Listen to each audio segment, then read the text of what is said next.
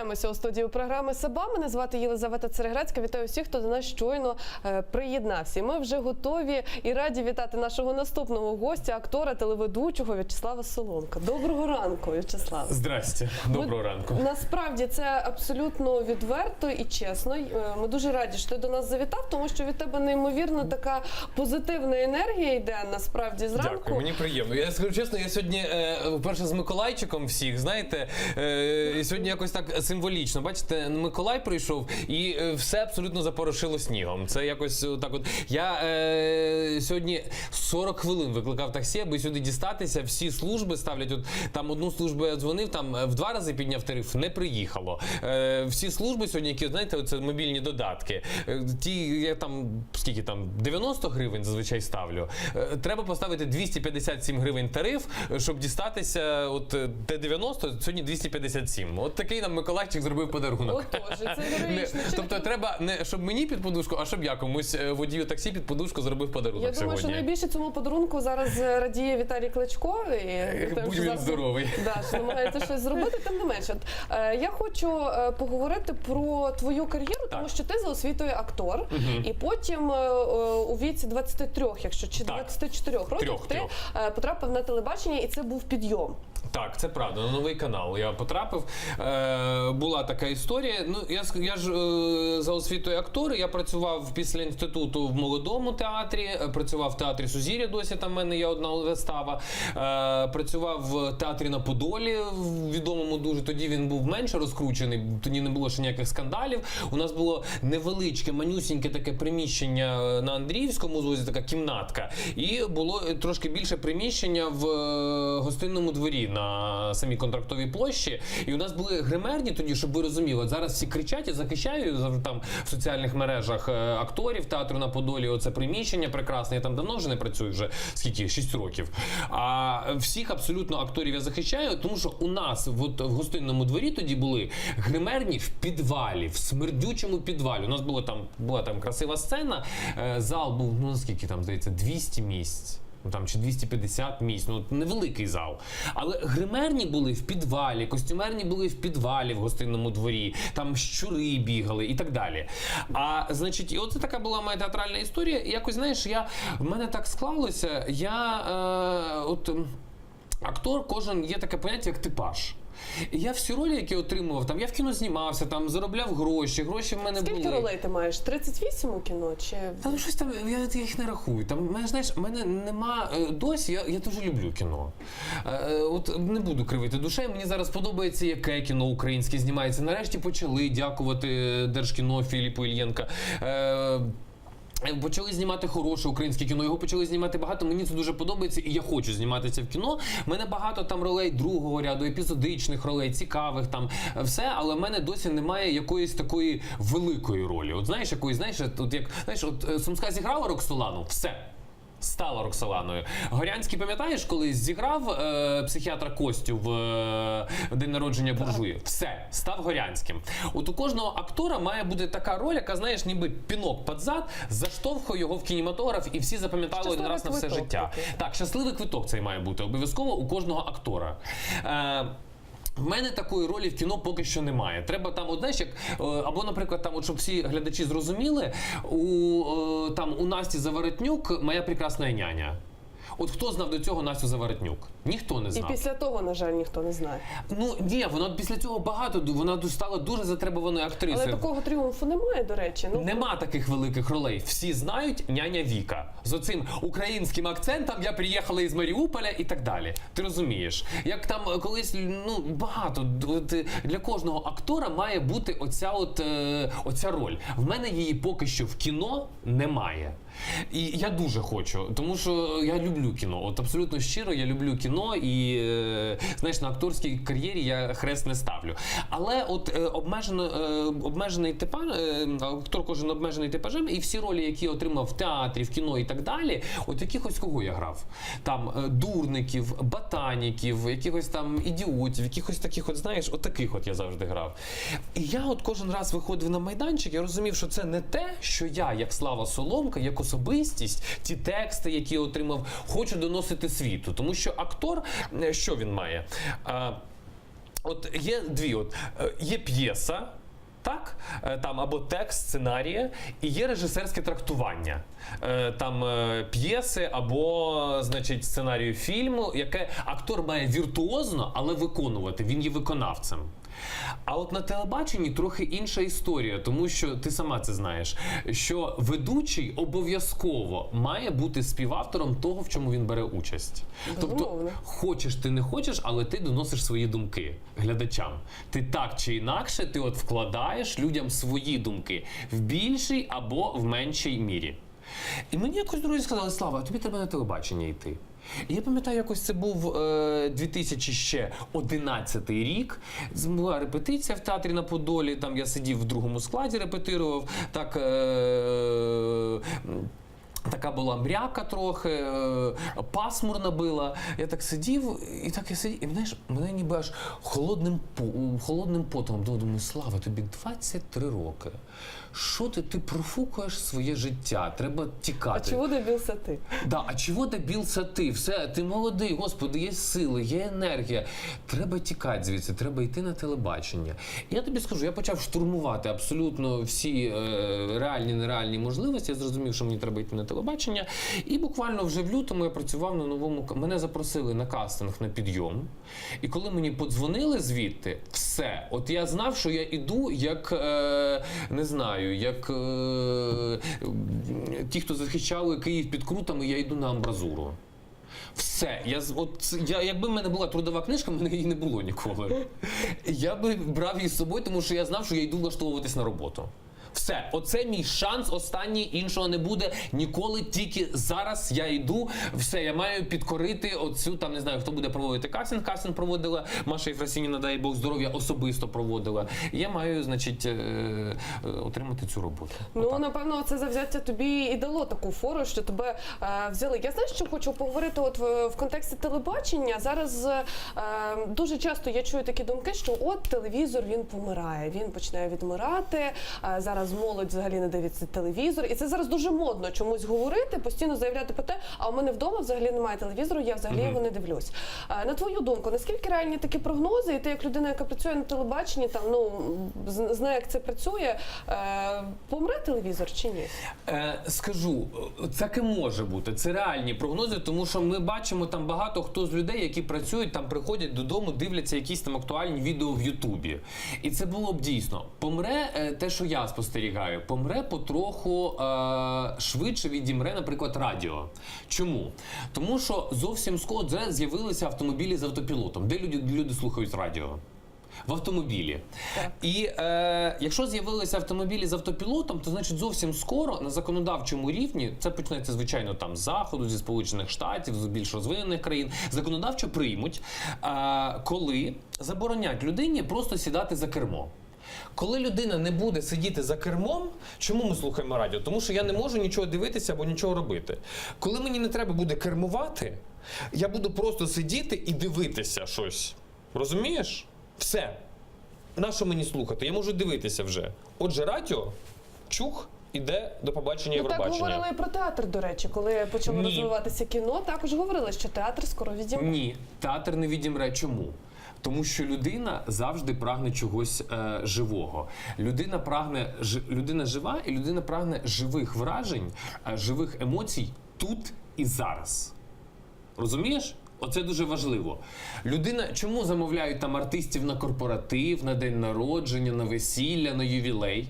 Тому що я хочу отримати це тут і зараз. От в цьому феномен театру. І театр завжди актуально. Якщо там відео, це якийсь відеозапис, і він там вже через годину може бути неактуальним. Театр завжди відповідає на актуальні питання людства і сьогодення. От цьому феномен театру. Тому театр стільки віків існує. Там з прадавньої Греції і до сьогодні. І сьогодні в Київський театр ти прийдеш в будь-який день, аншлаги. От ми грали там нашу антрепризу в суботу в Жовтневому палаці. Аншлаг. Розумієш? І тому те саме про телебачення. От і в Україні, чому там це може потроху відходити телебачення, і те саме буде відбуватися з телебаченням, але чому? У нас досі, наприклад, який у нас в Україні інтернет? 3G. Ну, так В би мовити, Штатах, 3G. ну, от в тому то й справа. В Штатах, де в будь-якому там і навіть по самій глухій дорозі ти їдеш, і ти можеш там дістати телефон і дивитися на найкращій якості одразу будь-яке відео, найкраще, це може бути. Так, тобі не треба там ставити вдома телек, аби дивитися там серіал. А тут у нас, вибач, від'їжджаєш десь в область, все, в тебе Зв'язку немає. GPS не працює. Все. Ти розумієш, про що я? Тому тут це ще буде дуже довго. А особливо люди літнього віку, вони дивляться телевізор. От ми зараз на ЮА-1, я зараз працюю там на ЮА-1, ну там похвастаюся трошки. Там у нас запустили ми ранкове шоу «Доброго ранку, країно». Дивляться прекрасно. Прекрасно, там з хорошою командою все, і вже місяць в ефірі, і потроху рейтинги зростають. Якщо якісний контент, просто треба... Чому телебачення, кажуть, відбирають? Тому що відходить...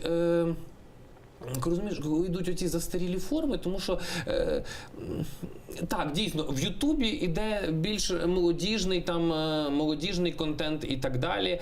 Телебачення все-таки для людей, які сидять вдома. Але для них воно теж потрібно. Особливо в нашій країні. Розумієш, там в маленьких містах, там в селах і так далі, там, де люди не всі там працюють, а там, де люди сидять вдома, вони дивляться телевізор. От і все. От ти згадав про ЮА-1, суспільне телебачення. суспільне. От як ти оцінюєш його роботу і оці трансформації? Тому що всі дуже багато про це говорять, що цей період перебудови на суспільне реально телебачення, він довготривалий, і це не станеться там в один чи рік, чи там декілька років. От як ти оцінюєш? Тобі комфортно? Я тобі скажу, мені завжди важко оцінювати чиюсь роботу, і я ніколи намагаюсь нікого не критикувати. От зараз нас запросили. Так, там певною командою ми працюємо, ми робимо ранкове шоу «Доброго ранку, країно». Я тобі скажу, я працював на багатьох телеканалах, неймовірно красива студія. Неймовірно. От, мабуть, На Першому національному, на нафталіновому каналі, як його не люблять називати. Ні, от настільки просунута команда, настільки красива студія, от найкращою, я ж багато де вже працював, на багатьох каналах, якщо перерахувати там, в мене це вже по великому рахунку 5-й канал, на якому я працюю. Найкрасивіша студія для ранкового шоу з усіх, на яких мені доводилося працювати. І найвисокотехнологічніша студія. Найвисокотехнологічніша. От я зараз хвилююся, я пишаюся тим, що я працюю в цій студії, в цьому колективі, такі ведучі, Антон Середа, ми працювали разом на Новому каналі, Таня Гончарова. Прекрасна. Танечка Терехова, Влад Волошин, Антон Довлатов, Лена Пушна, моя співведуча. Тому що ми виходимо 7 днів на тиждень. Прекрасно, ти розумієш, що таким колективом ми працюємо, і я пишаюся, здавалося б, що там можна, знаєш, з загальнонаціонального великого каналу, якого там цифри там 10, там 12 і так далі, піти на канал менший. Але, знаєш, як тут каже моя мама, важливо не де, а з ким. Оце найголовніше. Супер. Я дещо тебе перебиваю, тому що хочу ще там трішечки прив'язатися до реалій нашого сьогодення. Ну, на жаль, ми не можемо там обійти це стороною, тому що те, що відбувається зараз в окупованому Криму, на Донбасі, взагалі, в принципі, в країні. От, враховуючи це все, оцю картину геть нерадісну, дуже важку, психологічно. Багато хто знаходяться люди, які говорять про те, що чому розважальні програми і так далі, а чи мають вони бути? От твоє бачення, твоє ставлення, чи маємо ми право зараз сміятися і жартувати, коли там такі там жахи відбуваються? От скажи мені, от в цьому режимі скільки років ми вже живемо? Ну от що ми, з якогось 14-го року почалася ця вся історія з країною, ця вся вакханалія почалася. Ми що, маємо 3 роки жити в режимі траура? Ідуть, так, окупований Крим. Я вважаю, це справжня трагедія. І Крим повернеться в склад України. Я в цьому абсолютно переконаний. Це моє не те, що, як кажуть, глибоке переконання. Я в цьому впевнений, знаєш, всією своєю свідомістю і всіми клітинами свого тіла, що Крим – це Україна, і Крим повернеться в склад України. В цьому в мене навіть немає ніяких сумнівів. Потім, оце все почалося в 2014 році. Ми що, маємо 3 роки жити в режимі, вся Україна має жити в режимі траура? Ми маємо жити, ми маємо заробляти, аби там ті, хто знаходяться на сході України, аби ми могли допомагати і могли тримати оборону. Ну, звичайно, люди живуть, люди народжуються, люди одружуються, має йти зміна поколінь. Вже в когось там народилися діточки, вже в когось діточки підросли, пішли в дитячий садок і так далі. Це життя. Тобі вдається абстрагуватися від цього всього негативу, і все ж таки, тому що ти працюєш на ранковій програмі. Так. І ми всі розуміємо, що ти маєш будь-що, попри все, неважливо, там, ти грав в жовтневому і, припустимо, тобі просто пощастило, ти в суботу грав, а не в неділю, коли брали штурмом. І ти йдеш в понеділок, ти маєш бути веселий, радісний, незважаючи ні на що, тому що тебе дивляться. Тобі як вдається відсторонитися від цього і все ж таки знаходити в собі сили давати цей позитив? Я ні в якому разі не відсторонююся. Я тримаю руку на пульсі подій всього, що відбувається в нашій країні. Але ти розумієш, якщо заглиблюватися і отак Який жах!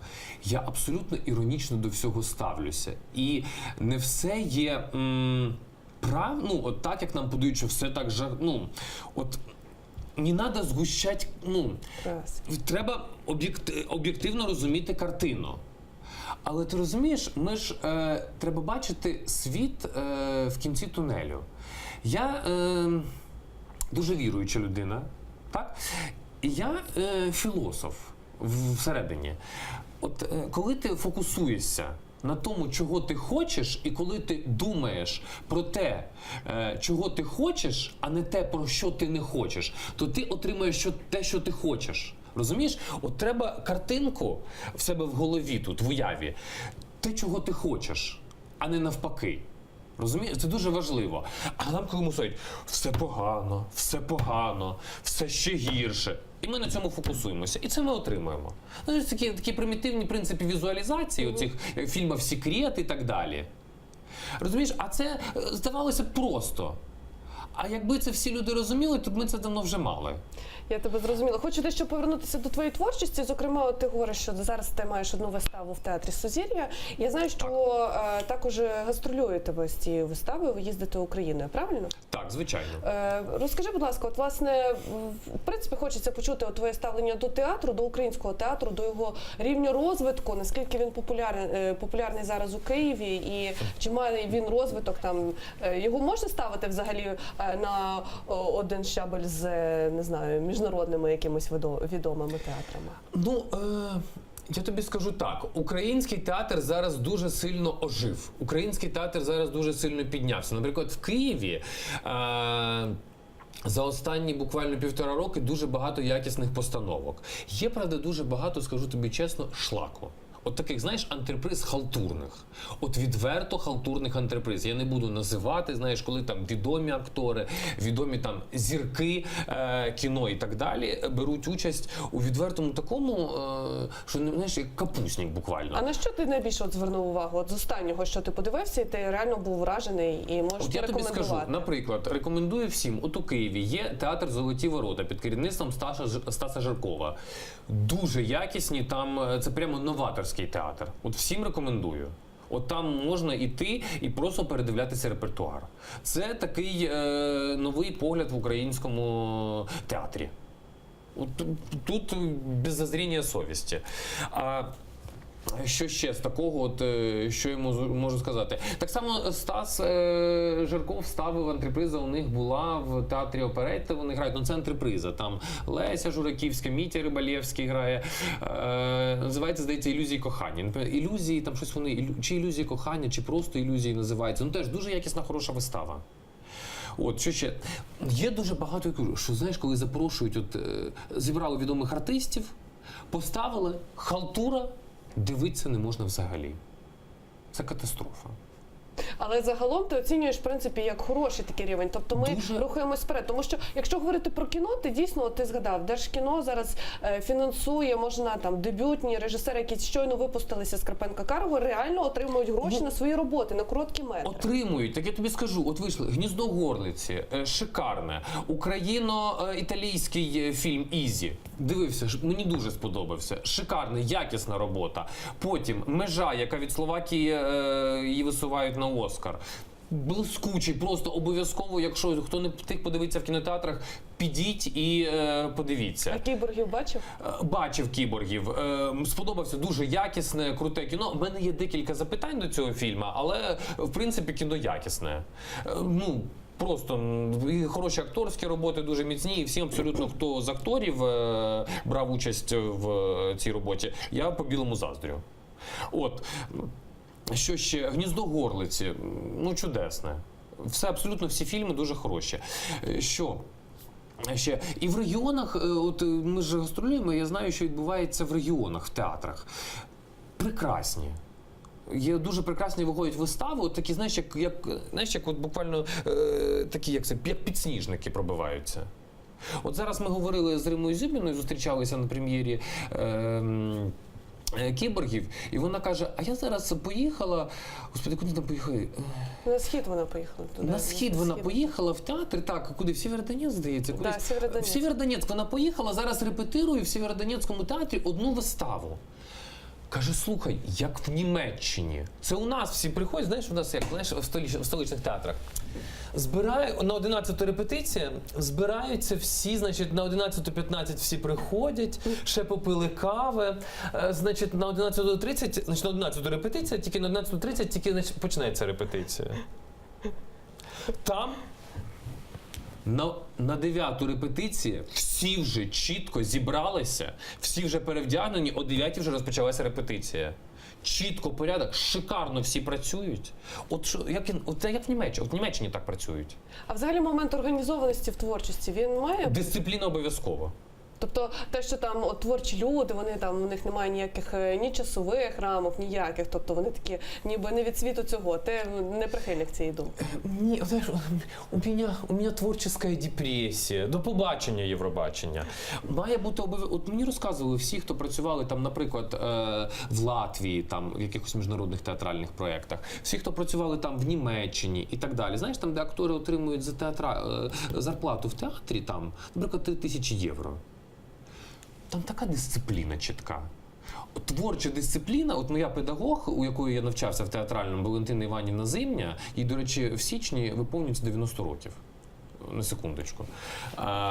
У неї вчилися, щоб ти розуміла, хто в неї випускався, і Сніжана Єгорова, і Ліля Ребек, 2 міністра культури, Василь Вовкун і нинішній Євген Нищук, це її випускники. Вона казала, творча дисципліна – це перш за все, без творчої дисципліни не буде нічого, не вийде.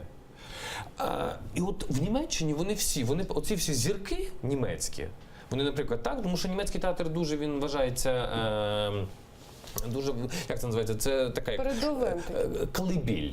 Так, передовим.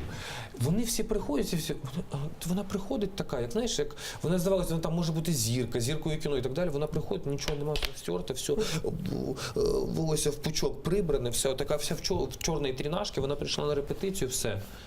З нею тільки пляшечка водички, все. Вона вже готова. Без 5 початок репетиції, вона вже в залі, вона готова працювати. Оце якість. Знаєш, як качество звізди. Ну, будемо сподіватися, що ми досягнемо цього рівня організації, тому що, напевно, нам все ж таки трішечки його бракує. Не все я в тебе запитала, що хотіла, але тим не менш закінчується наш ефірний час. Так швидко сплинув час.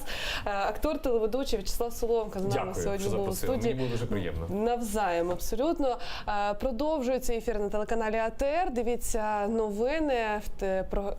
Команда телеканалу АТР робить усе можливе, аби ви останні новини дізнавалися першими. Менда Крим, Крим тут. Будьте з нами.